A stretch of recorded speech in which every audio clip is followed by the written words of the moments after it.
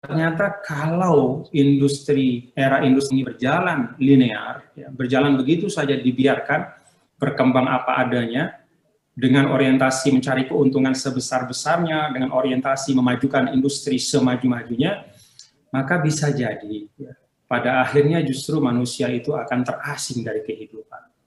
Jadi proses mekanisasi kehidupan. Jadi manusia itu tidak lagi menjadi inti dalam suatu peradaban atau suatu kehidupan, tapi justru yang menjadi inti itu adalah mesin-mesin yang diciptakan oleh manusia sendiri. Kalau misalnya bicara tentang intelektualitas atau akal pikiran, maka bukan lagi otak manusia yang paling penting, tapi yang paling penting adalah katakanlah artificial intelligence. Jadi prosesor-prosesor yang ada di komputer. Nah, karena itu kemudian keresahan ini melahirkan satu konsep baru.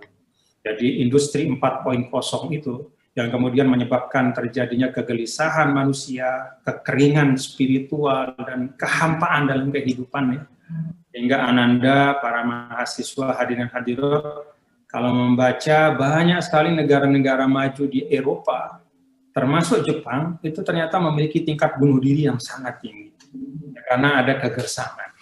Karena itu kemudian lahirlah konsep dimulai dari Jepang, bagaimana kemudian era industri 4.0 ini bisa kemudian diarahkan untuk kemaslahatan manusia. Nah, itulah yang disebut dengan Society 5.0. Sekian bulan yang lalu pada Hari Pers Nasional kita ketemu di hotel, saya panggil langsung Tuan Presiden. Tuan Guru Bajang Zainul Majdi, inilah pemimpin kita dari Sabang sampai Merauke, sambutlah pemimpin baru yang muda dan berkarisma.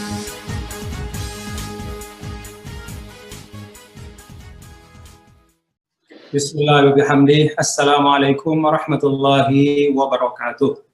Waalaikumsalam warahmatullahi wabarakatuh. Alhamdulillah hamdal hamidin. Wassalatu wassalamu ala sayyidina maulana Muhammadin wa ala alihi wa sahbihi wa man tabi'ahu bi ihsanin ila yaumiddin. Bapak Rektor yang saya hormati, Profesor Dr. Haji Mutawalli, dan juga sahabat lama saya, beserta bapak-bapak para pimpinan Fakultas Usuluddin dan Studi Islam UIN Mataram yang juga saya hormati, dan juga banyak diantaranya adalah juga sahabat saya. Saya kenal baik dengan Pak Dekan, Bapak Wakil Dekan, dan juga saya yakin banyak guru besar dan para dosen. Kita semua, bil khusus saya mendoakan semoga Bapak, Ibu, saudara-saudara sekalian, para pendidik, para dosen, diberi hidayah, inayah, selalu menjadi pembimbing yang terbaik ya, di UIN Mataram. Ananda dan adik, ya, para mahasiswa-mahasiswa. Saya katakan Ananda karena saya punya putra yang paling tua, itu anak saya yang terbesar itu juga mahasiswa sekarang. Jadi kalau saya lihat dari galeri yang hadir ini, para mahasiswa-mahasiswi ini sepantaran dengan anak saya, dengan anak-anak saya. Jadi Ananda atau para adik ya, mahasiswa-mahasiswi yang saya hormati dan saya banggakan. Pertama tentu syukur pada Allah Subhanahu wa taala. Alhamdulillah wa syukrulillah, pada pagi hari ini dalam keadaan sehat walafiat kita diberi kesempatan oleh Allah Subhanahu wa taala untuk bisa bersilaturahim. Silaturahim yang insya Allah bukan silaturahim biasa, tapi mengandung makna yang baik. Di situ ada tolabul ilm, dan semoga kita semua dapat keberkahan dari apa yang dijanjikan oleh Allah Subhanahu wa taala, kemuliaan bagi para penuntut ilmu. Topik pada pagi hari ini menarik ya. Topik yang saya disodorkan ya oleh teman-teman dari Fakultas Usuluddin dan Studi Islam. Arah baru penafsiran ayat-ayat siasah dalam dinamika sosial di era masyarakat 5.0, Society 5.0. Bapak Ibu Saudara sekalian, Ananda para mahasiswa, memang tema ini menarik ya, karena dalam tajuk ini ada ada suatu gambaran tentang dinamika yang luar biasa, perubahan yang dahsyat yang terjadi di sekitar kita. Ada Society 5.0 ya, 5.0. Padahal kita banyak di antara kita yang belum memahami betul tentang katakanlah masyarakat industri 4.0. Sekarang sudah ada Society 5.0. Nah, kalau kita lihat dari kemunculan istilah-istilah ini, memang ada hal yang menarik ya, Ananda sekalian dan Bapak Ibu, bahwa ternyata sebagaimana pandangan Islam ya, bahwa manusia itu kan majmu'ulun ala hubbil khair ya. Jadi manusia itu punya suatu tendensi untuk selalu mengkoreksi dirinya, untuk selalu mengarah kepada sesuatu yang lebih baik ya. Nah, pada saat era industri 4.0 itu kan ditandai dengan katakanlah penemuan ilmu dan teknologi yang luar biasa, khususnya yang terkait dengan hal-hal yang sifatnya digital, internet dan segala sesuatu yang terkait dengan internet. Nah, ketika penemuan-penemuan itu kemudian mengisi kehidupan kita, lalu terasa ya, oleh banyak pihak bahwa ternyata kalau era industri ini berjalan linear, ya, berjalan begitu saja dibiarkan berkembang apa adanya, dengan orientasi mencari keuntungan sebesar-besarnya, dengan orientasi memajukan industri semaju-majunya, maka bisa jadi ya, pada akhirnya justru manusia itu akan terasing dari kehidupan. Jadi proses mekanisasi kehidupan. Jadi manusia itu tidak lagi menjadi inti dalam suatu peradaban atau suatu kehidupan, tapi justru yang menjadi inti itu adalah mesin-mesin yang diciptakan oleh manusia sendiri. Kalau misalnya bicara tentang intelektualitas atau akal pikiran, maka bukan lagi otak manusia yang paling penting, tapi yang paling penting adalah katakanlah artificial intelligence. Jadi prosesor-prosesor yang ada di komputer. Nah, karena itu kemudian keresahan ini melahirkan satu konsep baru.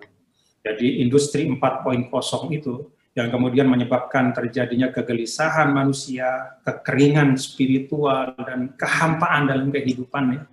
Hingga Ananda, para mahasiswa hadirin hadirat, kalau membaca banyak sekali negara-negara maju di Eropa, termasuk Jepang, itu ternyata memiliki tingkat bunuh diri yang sangat tinggi. Ya, karena ada kegersaman. Karena itu kemudian lahirlah konsep dimulai dari Jepang, bagaimana kemudian era industri 4.0 ini bisa kemudian diarahkan untuk kemaslahatan manusia. Nah, itulah yang disebut dengan Society 5.0.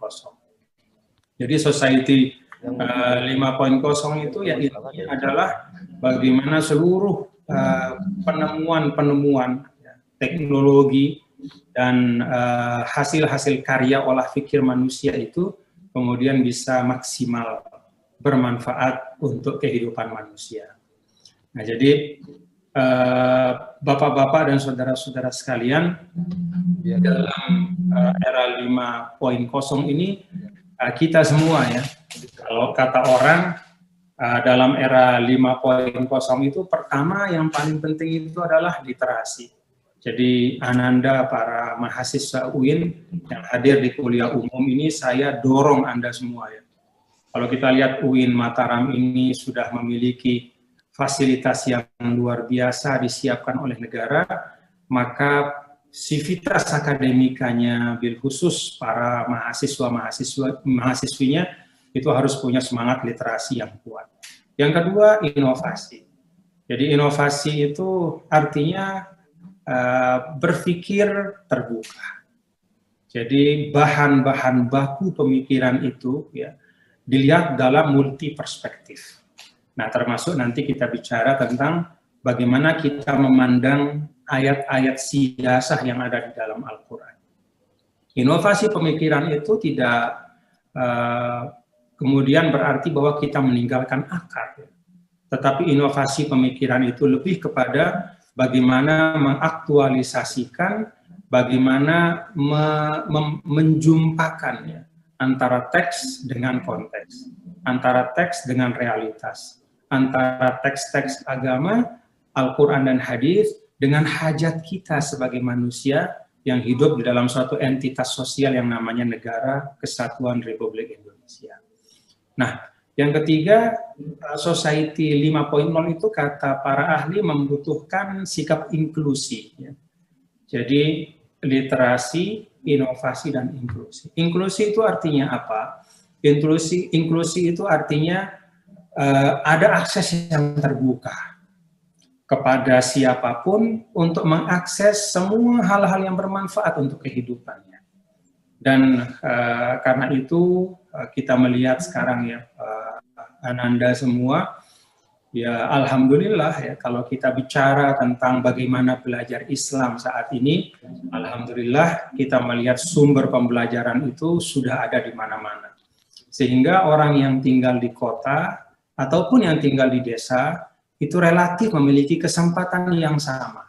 Ya, dengan jaringan internet yang kuat itu bisa mengakses pembelajaran untuk tholabul ilm itu dengan kualitas yang relatif sama.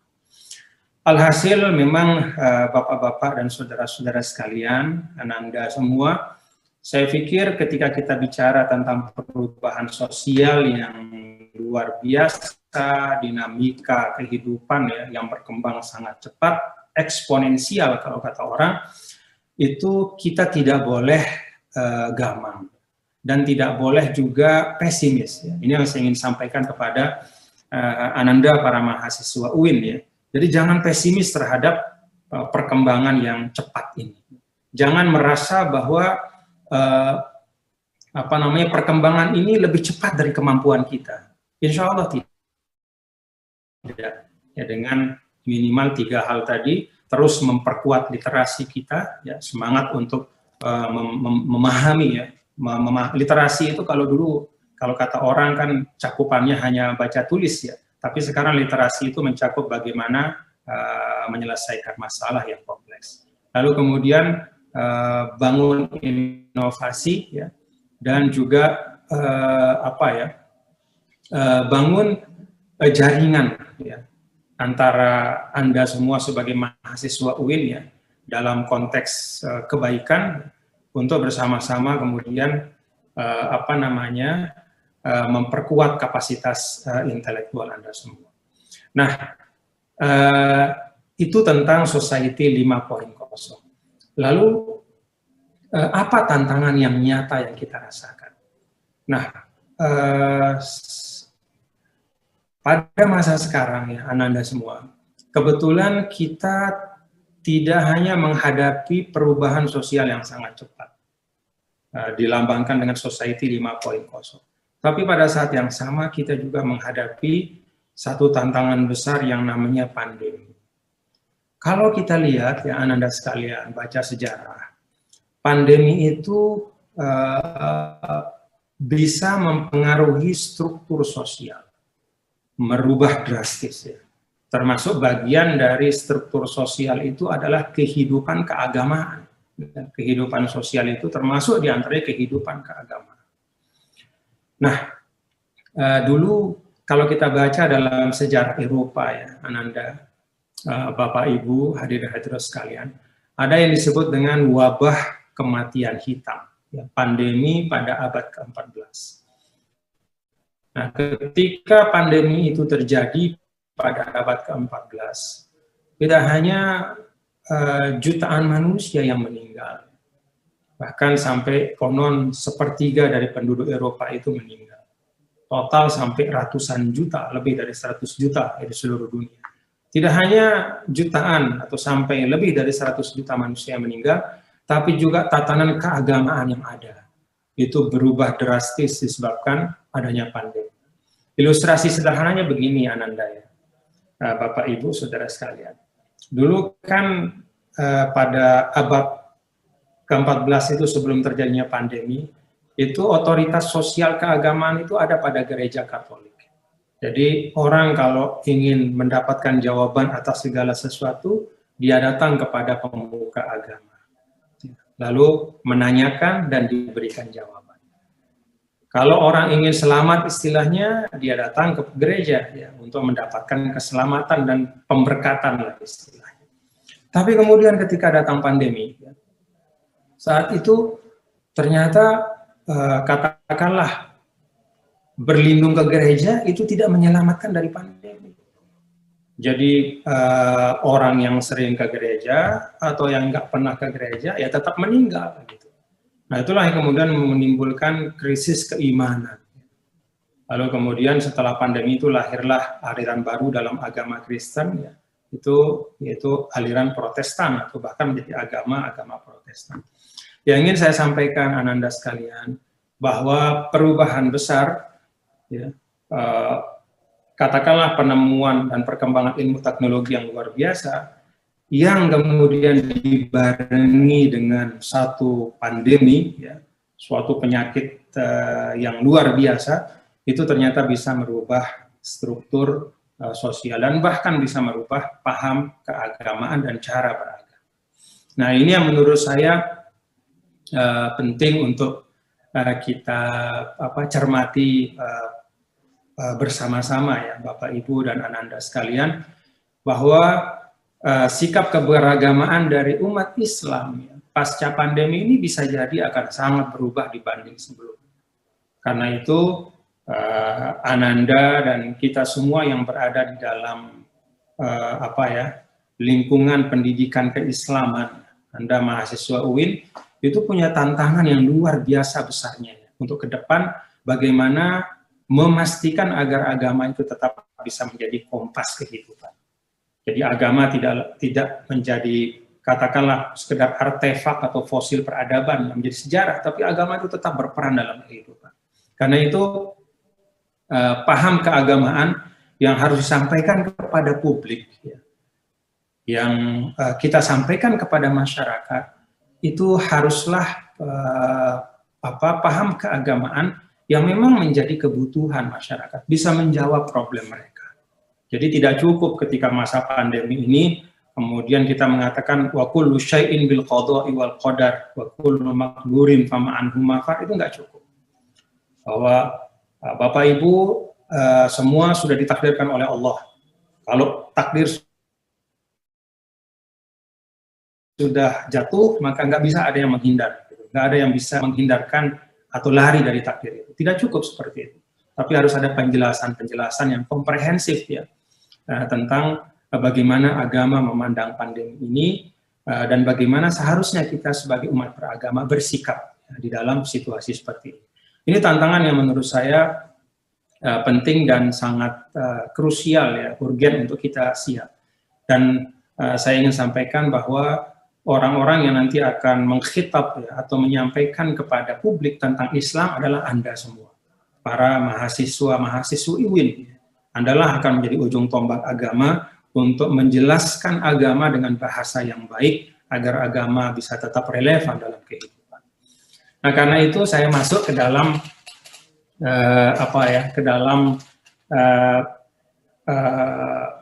ajaran atau tuntunan Islam. Tadi kan kita bicara agama secara keseluruhan, kemudian kita bicara tentang perubahan-perubahan sosial yang ada. Saya ingin mengajak Ananda semua untuk melihat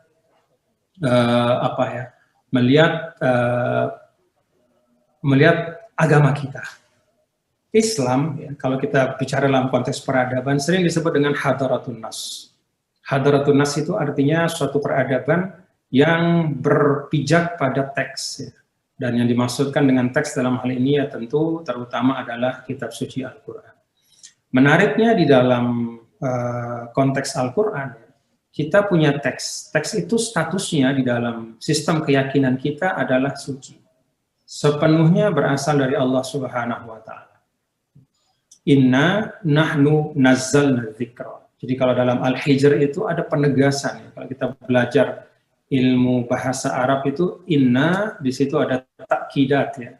Inna, ada kemudian dhamirul fasl lagi nahnu, kemudian pakai fi'il madi lagi nazzalna. Jadi di situ ada muakkidat, penegasan yang tidak boleh meninggalkan keraguan sedikit pun. Tidak boleh ada keraguan sedikit pun. Sesungguhnya kami menurunkan al-dzikra, yaitu Al-Qur'an. Jadi Al-Qur'an adalah teks suci, bersumber sepenuhnya dari Allah Subhanahu wa taala. Karena dia teks suci, maka dia adalah satu teks yang benar dan maha benar. Lebih dari itu, ya, di lanjutan ayat ini, wa inna lahu lahafizun, dan kami akan benar-benar menjaganya.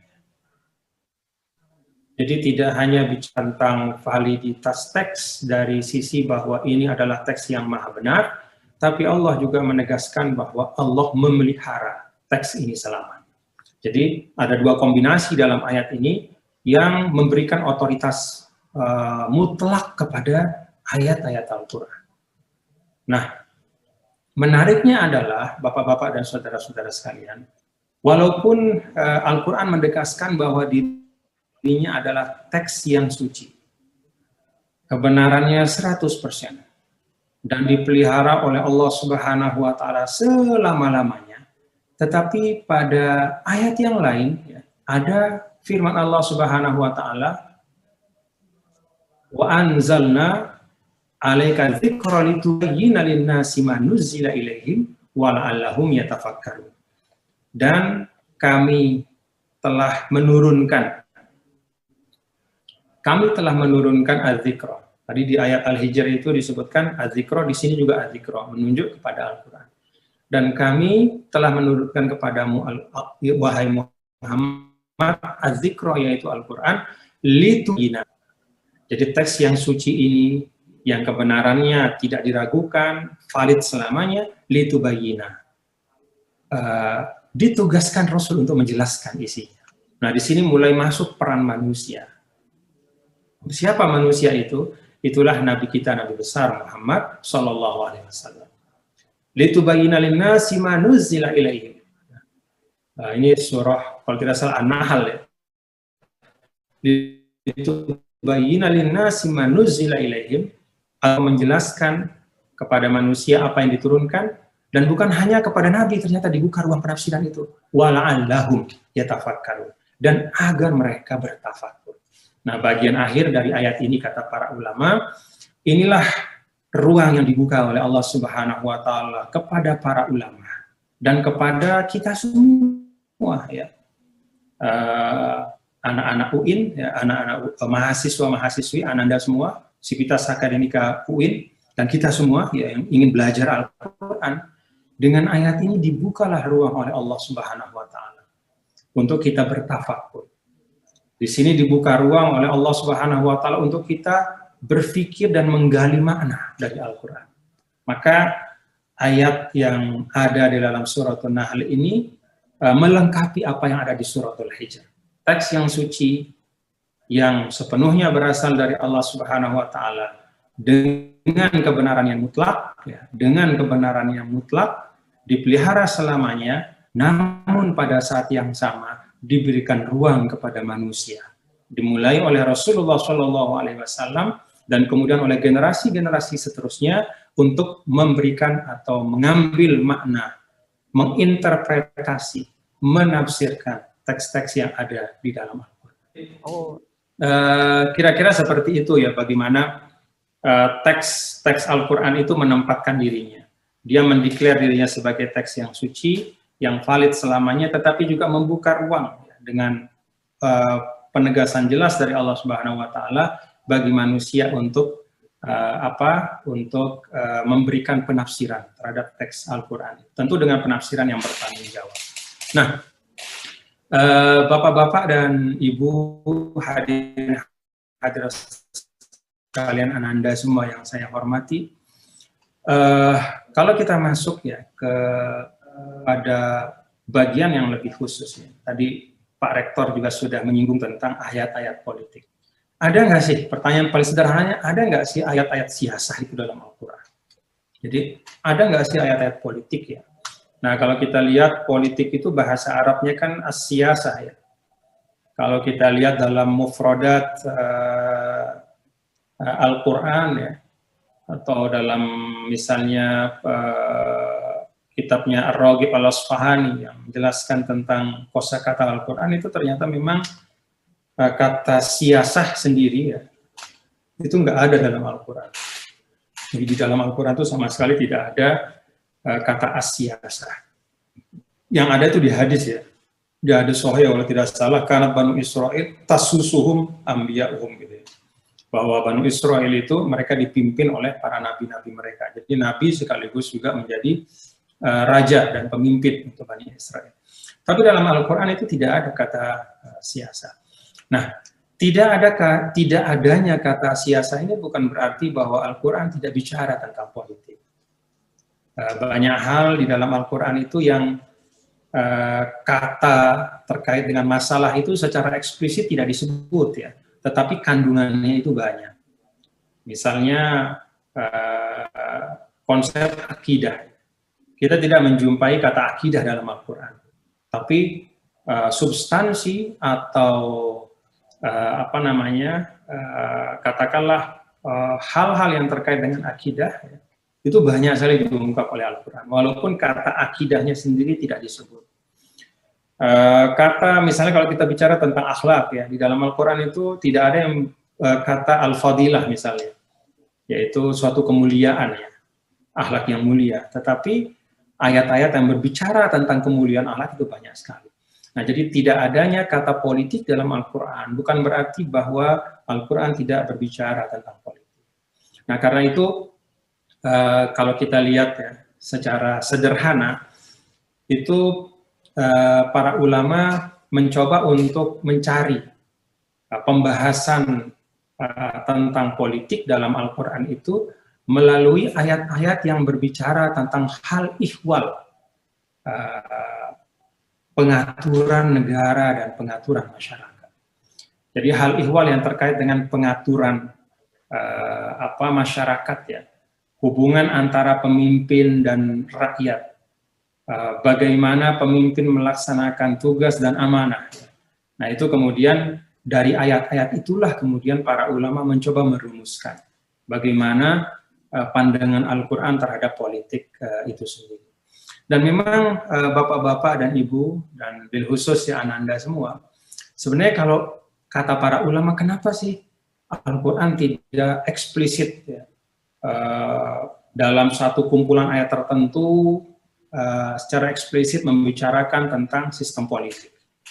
Kenapa Al-Quran tidak memberikan panduan secara detail terkait dengan kehidupan politik?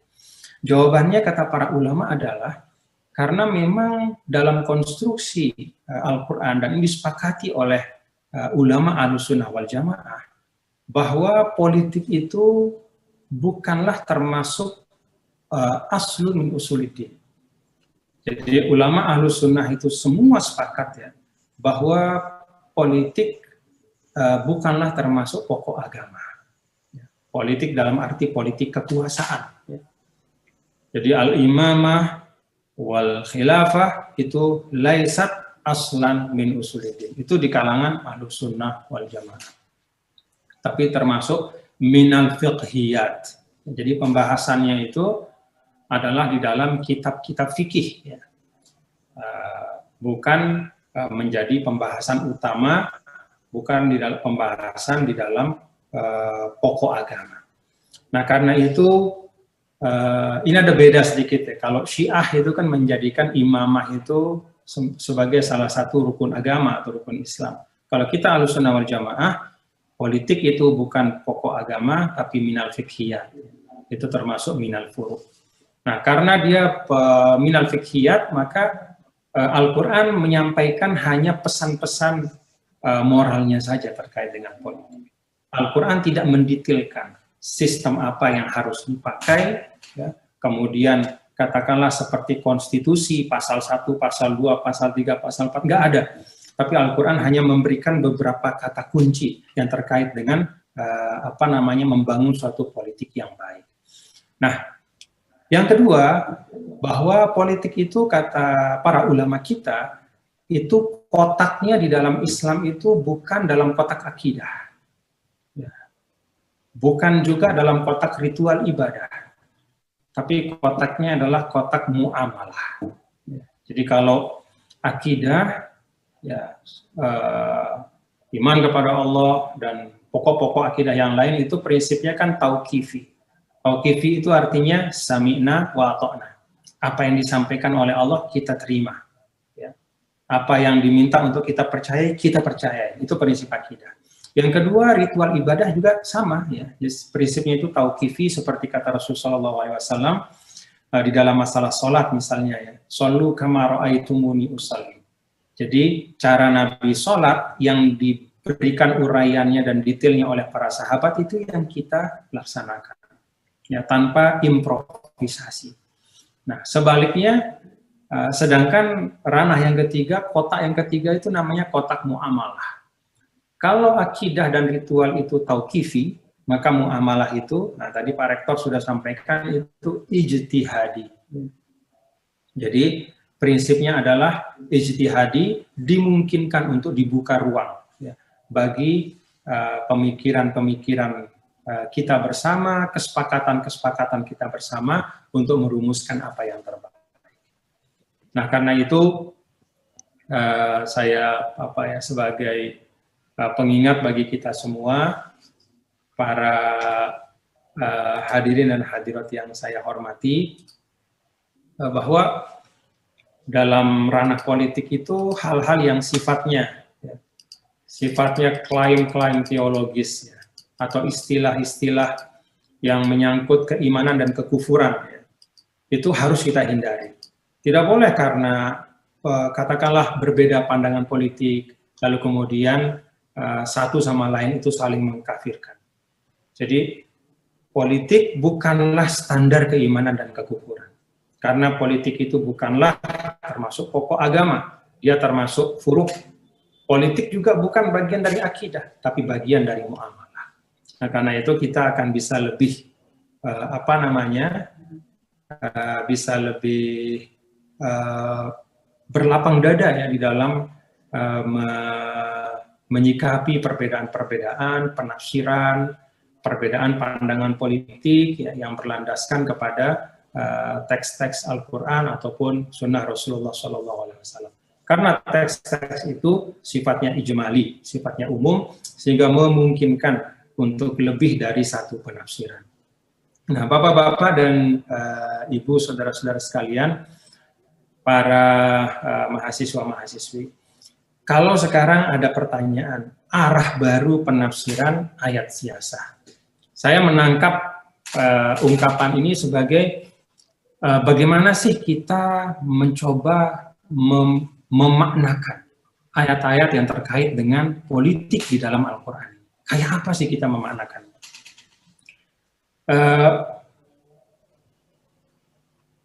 Dulu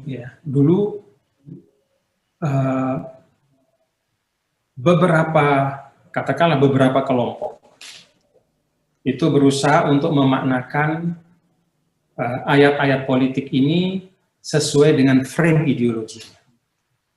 Contoh, ketika ada firman Allah Subhanahu wa taala, wa'adallahu alladhina amanu wa amilus solihati la yastakhlifannahum fil ardi.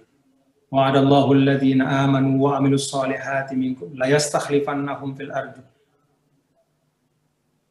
wa la yumakkinanna lahum dinahum alladzi irtadha lahum wa la yubaddilannahum min ba'di khaufihim amna.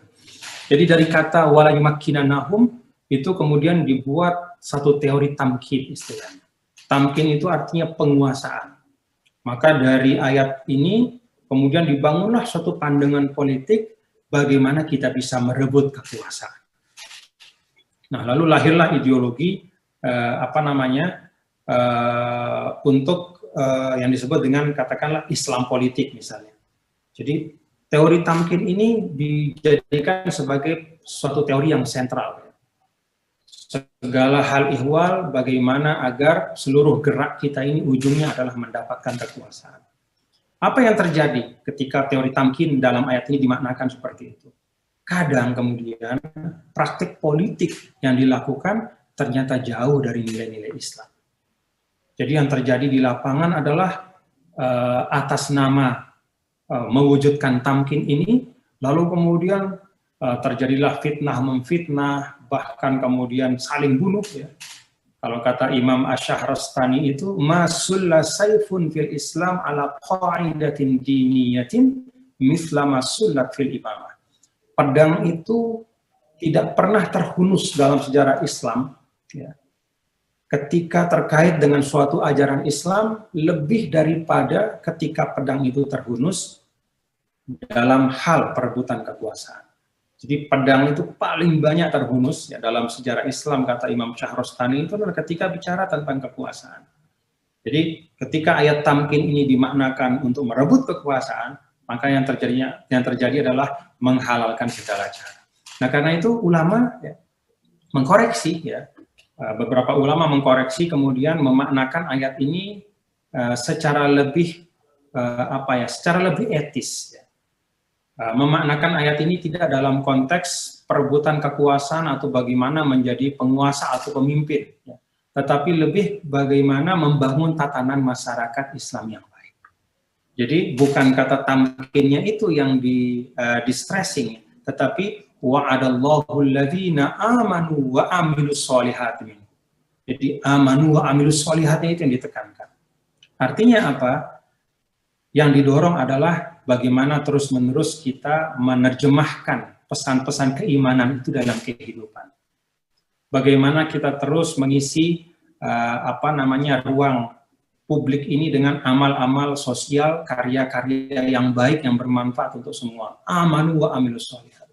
Maka kemudian tamkin yang ada itu adalah konsekuensi logis dari amanu wa amilus sholihat. Jadi penekanannya pada amanu wa amilus sholihat, bukan pada tamkinnya. Sehingga kemudian aspek etisnya itu yang lebih terasa. Bagaimana kita semua berikhtiar untuk membangun tatanan yang baik. Nah ini satu contoh ya, Ananda sekalian, bahwa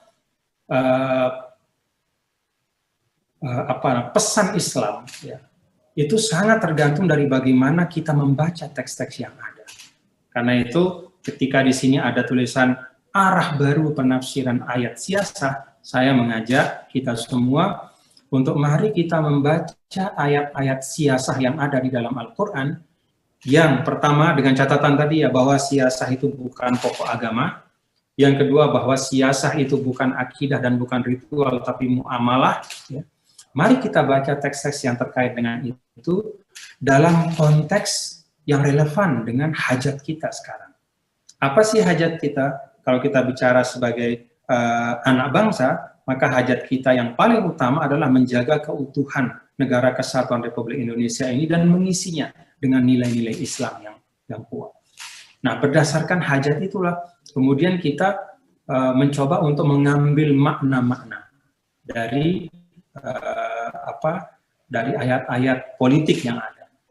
Contoh yang lain ya. Ini saya langsung masuk saja ke dalam tatbiqat kita ya. Bagaimana kita mengimplementasikan cara pandang yang lebih komprehensif ya, sesuai dengan keadaan kita sekarang di dalam melihat ayat-ayat yang bicara tentang politik di dalam Al-Quran. Di dalam Al-Quran itu ada ayat yang sering dikutip, surah An-Nisa. Ya. Surah An-Nisa itu bunyinya Bismillahirrahmanirrahim. Innallaha ya'murukum an tu'addul amanati ila ahliha wa idza hakamtum bainan nasi an tahkumu bil 'adl.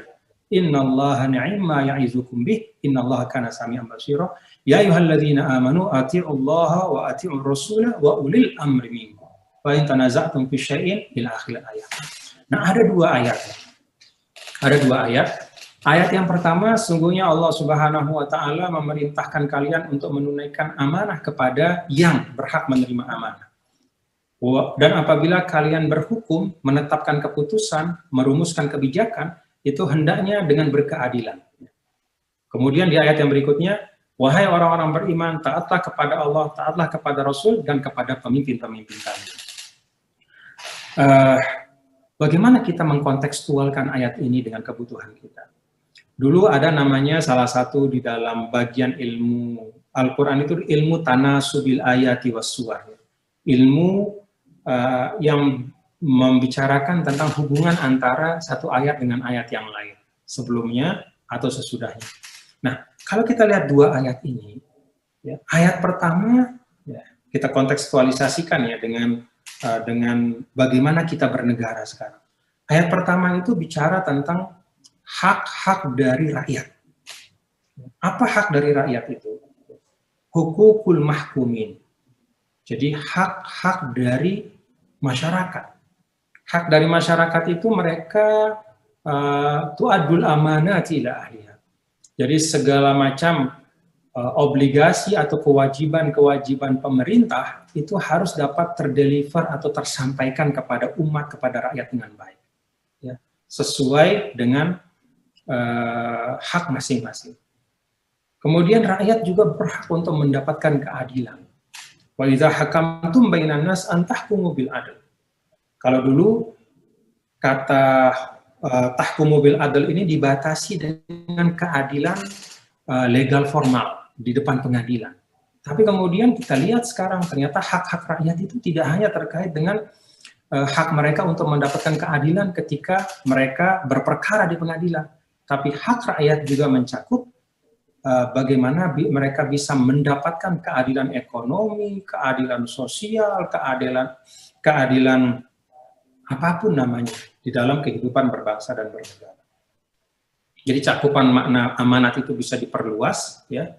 Segala rumusan kebijakan ya, itu harus berdampak yang adil kepada masyarakat. Kemudian juga memberikan hukum yang adil itu tidak hanya dalam ranah justisi, ya, tidak hanya bicara tentang hukum di pengadilan, tapi juga di dalam seluruh konteks ranah kehidupan. Nah, lalu pada ayat berikutnya barulah Allah berbicara tentang hak dari pemimpin. Apa hak dari pemimpin itu? Ditaati. Nah, kalau kita lihat dari ilmu tanasubil ayat, ini artinya apa? Bahwa hak-hak rakyat itu haruslah menjadi concern yang utama. Jadi ini juga membuat satu bingkai dalam dalam kehidupan bernegara kita, ya. Jadi rumusan-rumusan kebijakan itu harus mencerminkan prioritas kepada rakyat. Ya. Nah, kalau misalnya kita bicara tentang kebijakan anggaran misalnya, jangan sampai ketika ada anggaran negara, itu ternyata 70% adalah untuk aparatur, untuk rakyatnya hanya 30%. Itu artinya mendahulukan pemimpin daripada yang dipimpin. Padahal Al-Quran bicara bahwa ayat yang terkait dengan hak dari rakyat itu didahulukan di atas ayat atau sebelum ayat yang berbicara tentang hak pemimpin. Nah, ini bagian dari mengkontekstualisasikan ya, ayat-ayat yang terkait dengan relasi antara pemimpin dengan yang dipimpin, ayat-ayat yang berbicara tentang pelaksanaan kehidupan berbangsa dan bernegara, ayat-ayat yang bicara tentang bagaimana mewujudkan kemaslahatan untuk seluruh masyarakat. Nah, Bapak-bapak dan saudara, ada satu hal terakhir yang ingin saya singgung di sini. Saya berharap dari ilustrasi tadi itu bisa tergambar ya bahwa kita bisa melihat ayat yang sama tapi dengan sudut pandang yang berbeda dan bisa menghadirkan pemahaman yang lebih komprehensif untuk zaman kita.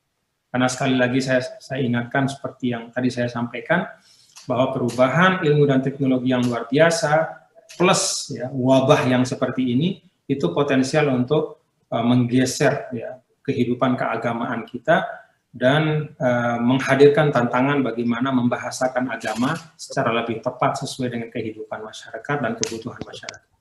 Yang terakhir saya ingin singgung sedikit adalah tentang bagaimana sih apa hal yang harus kita lakukan untuk menghadirkan suatu pemahaman yang lebih baik ya dari teks-teks suci yang ada dalam Al-Quran. Ya tentu menguasai ilmu-ilmu alat sebagaimana dijelaskan oleh para ulama kita itu penting. Plus dengan ilmu-ilmu kontemporer. Tetapi yang tidak kalah pentingnya menurut saya adalah yang diistilahkan oleh para ulama dengan fiqhul maqasid dan fiqhul ma'alat. Fiqhul maqasid itu bicara tentang motif, ya, bicara tentang tujuan, bicara tentang niat. Fiqhul ma'alat bicara tentang dampak. Nah, antara maqasid dengan ma'alat nggak boleh dipisahkan. Nah, kalau maqasid itu bicara tentang benar dan salah, ya, benar dan salah. Ya. Contohnya, katakanlah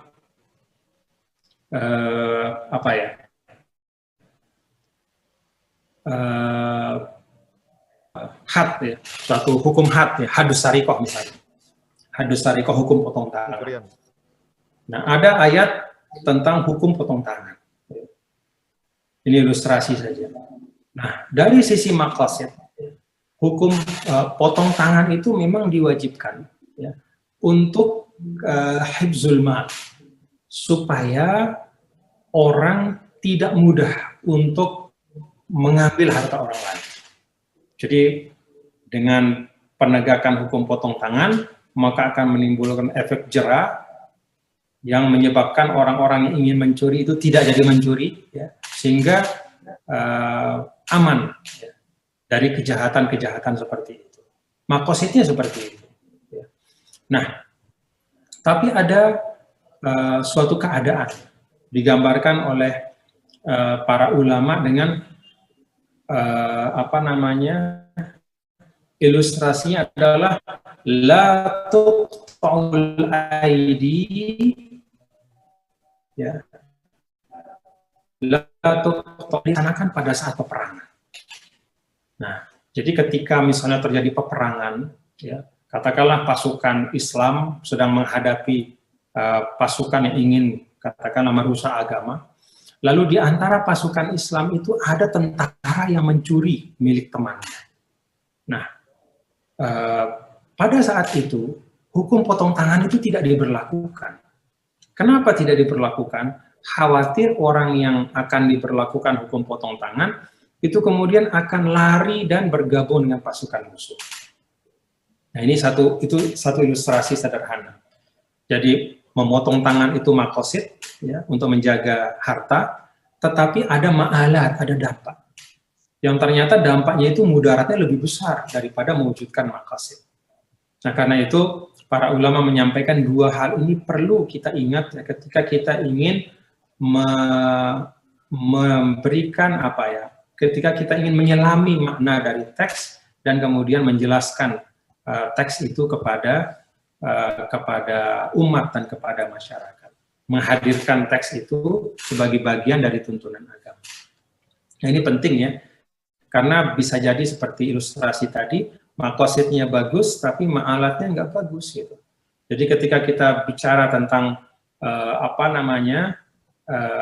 mohon maaf ya, ketika kita bicara misalnya seperti yang disinggung oleh Pak Rektor tadi, ada sebagian yang menggaungkan ide khilafah. Ide khilafah secara kesejarahan itu valid, dalam arti pernah diamalkan ya, oleh umat Islam, panjang waktunya, diamalkan sebagai sistem politik. Artinya dari sisi ya validitasnya secara normatif nggak bermasalah. Dia punya dasar, dia punya pijakan ya, yang tidak bisa disalahkan. Ada cita-cita yang baik, ada niat yang baik, itu tidak bisa disalahkan. Tapi ketika maqasid ini, ya, teori ini berdasarkan pandangan maqasid tadi, untuk membangun kesatuan umat, untuk katakanlah membela sesama umat Islam, dengan khilafah itu maka kita bisa membela saudara-saudara kita walaupun di belahan dunia jauh misalnya. Dari sisi maqasid mungkin ada dasarnya. Tapi ketika dilihat dari sisi fiqhul ma'alat, maka jelas ya ketika fiqhul khilafah atau khilafah itu berusaha untuk kemudian diterapkan di Indonesia, yang terjadi adalah bubarnya negara bangsa yang namanya Negara Kesatuan Republik Indonesia. Jadi kemaslahatannya itu tidak sebanding dengan potensi mudaratnya yang jauh lebih besar. Kenapa potensi mudaratnya jauh lebih besar? Karena begitu NKRI ini hancur, maka semua katakanlah aset umat, aset dakwah yang sudah dibangun sekian lama, itu bisa jadi akan hancur juga. Akan tenggelam pada perang saudara, akan kemudian seluruh sumber daya umat itu akan tersedot ya kepada perselisihan dan pertengkaran sebagaimana yang terjadi di banyak negara-negara Islam yang lain. Jadi tidak cukup hanya dengan memahami maqasid syariah, tetapi juga kita harus memahami fiqhul ma'alat ya, untuk menghitung dampak dari suatu pemahaman yang ingin untuk diterapkan. Ini saja yang dapat saya sampaikan sebagai pengantar, sebagai bahan untuk Ananda semua ya, para mahasiswa-mahasiswi bisa mengelaborasi, bisa mendalami. Intinya adalah bahwa dalam Islam ya, ruang untuk kita menghadirkan ya, penafsiran yang baik, penafsiran yang sesuai dengan kebutuhan zaman, itu adalah ruang yang sangat lebar. Kalau Society 5.0 itu mengarah kepada humanisasi peradaban, maka saya yakin dengan penafsiran yang tepat ya, maka Islam akan tetap bisa berkontribusi ya, di dalam membentuk peradaban yang lebih baik yang diharapkan itu. Terima kasih. Wallahul muwaffiq wal hadi ila sabilir rasyad. Assalamualaikum warahmatullahi wabarakatuh.